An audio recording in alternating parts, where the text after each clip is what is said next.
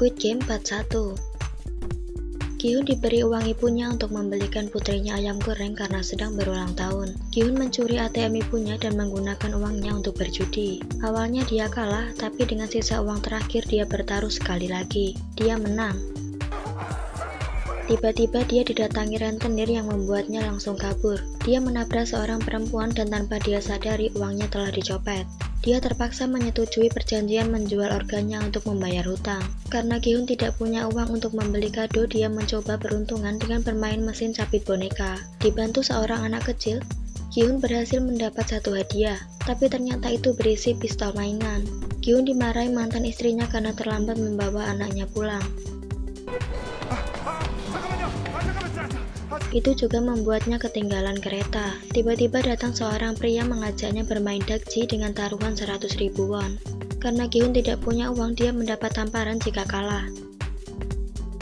Pada kesempatan terakhir, Gi-hun akhirnya menang dan mendapat 100.000 won. Laki-laki itu ternyata tahu identitas Gi-hun lengkap dengan hutang-hutangnya. Dia memberi sebuah kartu nama aneh. Ibu Gi-hun mencemaskan cucunya yang akan pindah ke Amerika dan meminta Gi-hun mendapatkan hak asuh. Itu membuat Gi-hun teringat kartu nama dari laki-laki tadi dan menghubunginya. Dia dijemput sebuah mobil dan tak lama kemudian ada asap putih yang membuatnya pingsan. Saat dia terbangun, dia sudah berada di sebuah tempat aneh dengan ratusan orang berpakaian sama. Permainan pertama adalah lampu merah, lampu hijau. Peraturannya tidak boleh bergerak jika lagu berhenti atau mereka akan tertembak. Mereka terkejut karena tidak menyangka harus mengorbankan nyawa. Bersembunyi di belakang orang lain adalah cara aman terhindar dari boneka pendeteksi gerakan. Pada saat terakhir, Gi-hun hampir terpeleset tapi diselamatkan Ali. Mereka berhasil sampai di garis aman tepat waktu. Dan orang-orang yang tidak berhasil langsung dihabisi. Penjaga memasukkan orang-orang yang kalah pada peti. Lebih dari setengah jumlah orang yang sudah tereliminasi. Satu persatu ingin berhenti mengikuti permainan ini. Pada perjanjian, permainan bisa dihentikan jika mayoritas setuju. Sebelum melakukan pengambilan suara, penjaga menunjukkan hadiah uang yang akan mereka dapat. Setiap orang dihargai 100 juta won. Jika mereka berhenti bermain, uang itu akan dikirim ke keluarga orang yang tereliminasi. Pemungutan suara pun diambil. Oh Il-nam menjadi penentu dan memilih berhenti bermain. Tetapi jika mereka ingin melanjutkan permainan, mereka bisa kembali. Sang-woo dan Ali dilemparkan ke tempat yang sama. Sang-woo menerima pesan dari polisi untuk menangkapnya. Sang-woo memberi ongkos pulang pada Ali yang sama sekali tidak punya uang. Sementara Gi-hun dan Sae-byeok dilemparkan di tempat sama. Gi-hun langsung mendatangi kantor polisi dan melaporkan yang dia alami. Tapi Gi-hun tidak bisa menyebutkan tempat atau melihat wajah mereka. Polisi menganggap mental Gi-hun terganggu. Bahkan nomor dari kartu nama yang Gi-hun berikan salah sambung. Bang Joon-ho bertanya apa yang terjadi dan melihat kartu nama aneh itu. Sampai di rumah, Gi-hun tidak menemukan ibunya. Dia malah bertemu Sang-woo yang tidak berani pulang dan bahkan mempunyai hutang lebih banyak darinya. Gi-hun mendapat telepon kalau ibunya ada di rumah sakit. Beliau terkena diabetes akut dan harus segera dioperasi. Ibu Gi-hun tidak mau dirawat karena tidak punya uang. Bahkan asuransinya juga sudah dihabiskan Gi-hun. Sae-byeok juga mengalami masa sulit karena adiknya marah dia belum bisa membawa orang tua mereka ke Korea Selatan. Joon-ho mendapat kabar kalau kakaknya Wang In-ho hilang. Dia mendatangi kamar sewanya dan menemukan kartu nama yang mirip dengan punya Gi-hun. Sae-byeok mendatangi agen yang berjanji akan membawa orang tuanya, tapi dia terus meminta uang yang membuat Sae-byeok menyiramkan air panas. Ali mendatangi bosnya untuk meminta gajinya selama 6 bulan. Bos terus menolak yang membuat Ali bertekad mengambil sendiri uangnya. Tapi tanpa sengaja, bos justru terdorong ke mesin yang menyala. Dia memberikannya pada istri dan anaknya. Dia meminta mereka pulang dulu ke negaranya dan dia akan menyusul. Ibu Sang-woo yang masih mengira putranya di Amerika menyambungkan putranya itu. Tiba-tiba polisi datang ingin menangkap Sang-woo yang terlibat dalam kasus penipuan, pemalsuan, dan banyak hal lainnya. Sang-woo menerima kartu nama untuk melanjutkan permainan lagi. Doksun mengajak anak buahnya untuk bekerja sama merampok tempat mengerikan itu. Tapi anak buahnya itu justru menjebaknya dan sudah memanggil orang-orang dari Filipina yang ditipu Doksun. Doksun segera berlari dan menjatuhkan diri ke sungai. Gi-hun bertemu Oh Il-nam di minimarket dan makan ramen mentah bersama. Oh Il-nam memutuskan kembali bermain karena kehidupan di sini juga sulit. Gi-hun mendatangi mantan istrinya untuk meminjam uang pengobatan ibunya. Tiba-tiba suami barunya pulang dengan anak-anak mereka. Gi-hun segera pamit. Suami baru mengikuti Gi-hun dan memberikan uang. Dia berharap Gi-hun tidak datang lagi karena akan membuat putrinya bingung. Gi-hun marah dan memukulnya. Junho mencari Gi-hun ke rumahnya. Dia bertanya tentang kartu nama yang Gi-hun tinggalkan di kantor polisi sama dengan milik kakaknya. Tapi Gi-hun tidak peduli. Pada tengah malam, Gi-hun, Sang-woo, Oh Il-nam, Ali, dan Sae-byok menunggu mobil yang akan menjemput mereka kembali ke tempat mengerikan itu lagi. Junho mengikuti mobil yang membawa Gi-hun.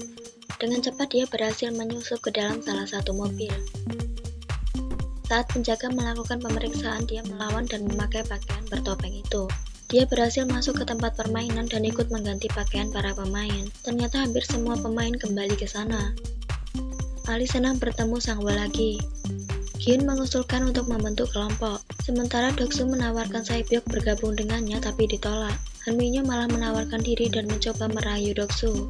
Waktu makan tiba dan mereka mengantri dan makan seperti anak sekolah sambil memikirkan permainan selanjutnya. Waktunya para penjaga beristirahat. Junho melihat ada CCTV di kamarnya dan CCTV itu juga benar-benar diawasi. Dia mencatat semua hal yang dia lihat di ponselnya. Han Minyo merangnya ingin pergi ke toilet. Setelah lama memohon, akhirnya pintu dibuka dan Sae-byok mengikutinya. Dia meminta Han Minyo mengulur waktu sementara dia naik ke lorong atas dan melihat para penjaga melelehkan gula. Penjaga merasa Han Minyo terlalu lama dan mereka pun masuk. Untung saja Sae-byok sudah kembali. Keesokan harinya para penjaga mulai bertugas. Han Minyo menanyakan apa yang Sae-byok lihat sebelum mereka sarapan. Dokter ini mendapat bocoran apa permainan selanjutnya. Sementara Sang-woo mendekati Sae-byok untuk mendapat informasi juga. Permainan kedua, mereka harus memilih salah satu dari 4 simbol. Segitiga, lingkaran, bintang, dan payung. Sang-woo yang sudah tahu permainannya memilih segitiga, sementara Gi-hun dengan polosnya memilih payung. Mereka harus memotong simbol yang ada dalam gulali itu tanpa celah. Mereka semua berusaha keras untuk memotong tanpa kesalahan. Han Minyo menggunakan korek api yang membuatnya cepat selesai. Dia melemparkan korek itu pada Doksu. Dokter Sae-byok, Ali, dan Sang-woo sudah lolos. Sementara Junho mendapat teguran karena kebingungan. Gi-hun benar-benar putus asa. Dia menyadari kalau garis cepat meleleh jika terkena air, jadi dia menjilatinya. Pemain lain yang melihatnya mengikuti caranya itu dan akhirnya Gi-hun berhasil. Ada pemain yang mematahkan bentuknya dan mengancam penjaga untuk melihat wajahnya. Setelah dia melihat anak itu masih muda, dia malah bundir. Dan penjaga itu ditembak karena melanggar aturan telah menunjukkan wajahnya. Topeng kotak itu diambil oleh Junho.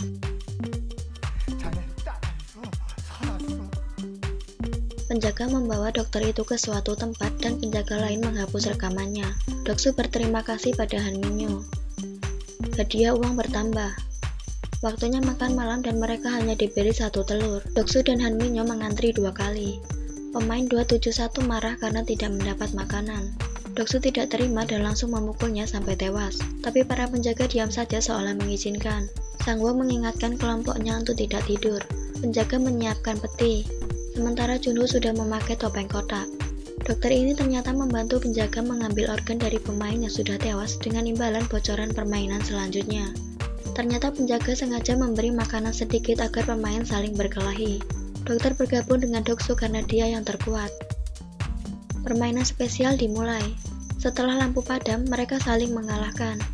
Oh Il-nam berteriak untuk menghentikan permainan. Banyak dari mereka yang gugur. Junho menghampiri Gi-hun bertanya tentang kakaknya. Han Minyo lagi-lagi menggoda Doksu dan mengajaknya ke toilet. Gi-hun mengajak kelompoknya saling menyebutkan nama agar mereka merasa dekat. Junho semakin mendapat banyak informasi dan mencatatnya. Keesokannya mereka bersiap untuk permainan ketiga. Mereka harus membentuk kelompok yang berisi 10 orang. Sang-woo meminta teman-temannya membawa laki-laki yang terlihat kuat, tapi justru Sae-byok membawa wanita. Dan Han Minyo juga bergabung karena Doksu menendangnya dari kelompok. Mereka harus bermain tarik tambang di tempat yang sangat tinggi. Kelompok yang kuat tentu saja menang dengan mudah. Tali langsung diputus dan kelompok yang kalah jatuh dan tewas seketika. Giliran kelompok Gi-hun yang terlihat paling lemah karena ada lansia dan wanita. Tapi Oh Il-nam memberikan trik agar mereka bisa menang. Penempatan orang yang tepat dan bertahan dahulu untuk membuat lawan panik. Di saat terakhir Sang-woo memberi ide untuk maju 3 langkah agar lawan jatuh. Dan benar saja, ide itu berhasil dan mereka selamat. Penjaga membersihkan bekas-bekas darah pemain dan melakukan kremasi palsu. Seperti biasa, ada yang membantu menghapus CCTV. Mereka memanggil dokter untuk melakukan pemindahan organ.